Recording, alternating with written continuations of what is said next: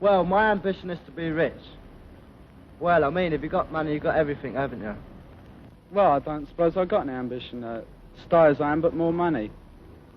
Now, Mike's a teddy boy, and teddy boys aren't popular with the public. Teddy boys, I don't like them at all. I don't like their style of dress. It's just to prove what they are, and they're very ignorant. I think if their parents watched over them a bit better when they were smaller, they might grow up to be good citizens. I blame their parents. I'll give you an instance of teddy boys. I was going to the chemist the other day for medicine for my children.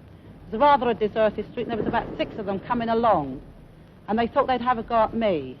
But I singled out the ringleader, and I give him a real good punching on the nose, and I don't think he'll ever attempt to interfere with anybody else in future. Junior gangster, she calls them. But some surely just like to look tough, not act tough. Take Mike. He's 17. If you ask him why he wears Edwardian clothes, he says, Well, it's definitely smarter. It definitely attracts the birds. I mean, when you put it on, it kind of gives you a superior feeling, a confidence, like. And people look at you. About this acting tough. I mean, it's no good creeping down the road, door to door, all meek and humble, because the fellas are just going to say, well, look at that punk, let's have him. Every night after work, he's an improver welder. Mike waits for his friend Pat, sometimes under the walls of a bombed church.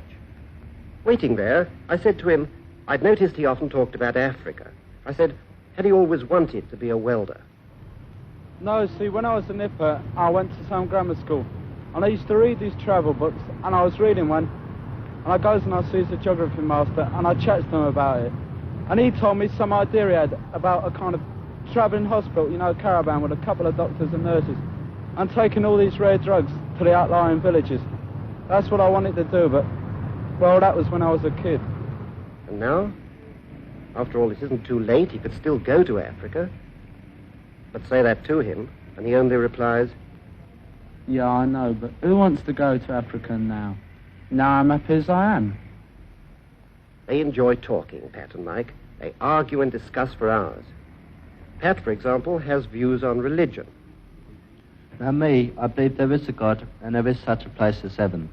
But then what puts me off of going to churches, that you see people come home from church, get drunk, start swearing. They've got the cheek to look at you and say, oh, look at that teddy boy. I'm sure he'll go to hell when he dies. Pat's also got views about girls. His ideal girl, he says, is a big, dozy blonde. Both Pat and Mike have what they call steadies. Pat's friend, Marion, is Maureen, Mike's girl. Girls are the number one topic of conversation. And then, of course, there's clothes, appearance. They call men who wear conventional clothes peasants. On certain days, they do certain things. 3 nights a week are reserved for their steadies. Pat and Mike often discuss marriage.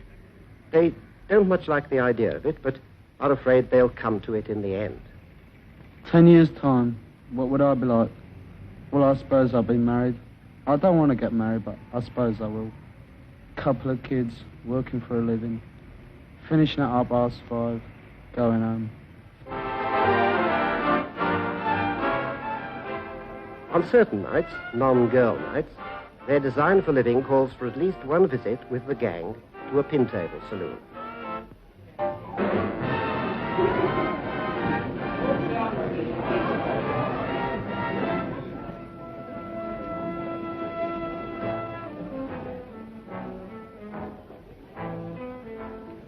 Usually, Pat and Mike stick to their own gang and district.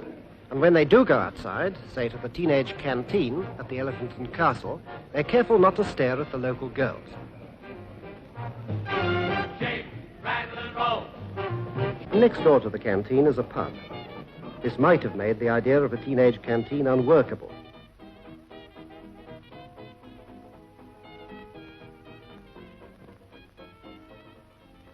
But the publican is a man of understanding. Well, my opinion of the teddy boys, they're all right. They're not so bad as they're painted. Don't believe in all the press talk you read about. It's a build-up for the papers. The teddy boy, today, in my opinion, is he gets good money and he dresses himself accordingly. I have no trouble with them in here. They come in here for a drink. I've told them they're not allowed to drink intoxicating liquors for the simple reason I can't discern who's 20 and who's 16. Pat finds his job a bit monotonous, but he doesn't go out and find something better. He says there aren't any interesting jobs for boys of his age. So, in the meantime, says Pat, make the most of your boyhood.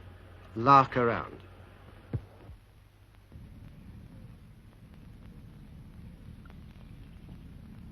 Not very serious.